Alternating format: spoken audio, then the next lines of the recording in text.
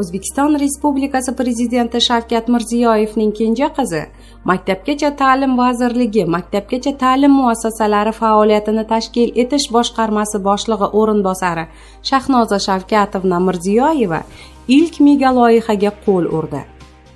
Hademay 1-iyun Xalqaro bolalarni himoya qilish kunini qarshilaymiz.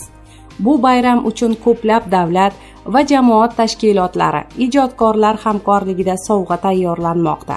Gap shundaki, bayram arafasida Maktabgacha ta'lim vazirligi tomonidan Qo'lingda imkon nomli qo'shiq va uning video klipi tayyorlanmoqda.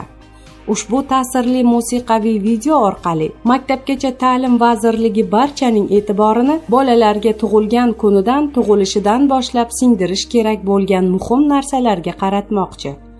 Qo'shiqni O'zbekiston xalq artisti Ozodbek Nazarbekov, O'zbekistonda xizmat ko'rsatgan artist Ulug'bek Rahmatullayev, xonandalar Shahzoda, Lola, Shahriyor va Bulbulcha bolalar xor jamoasi ijro etgan. Musiqa esa iste'dodli bastakor Shuhrat Zokirovga tegishli. Qo'shiq so'zlarini esa shoira G'iyosova yozgan.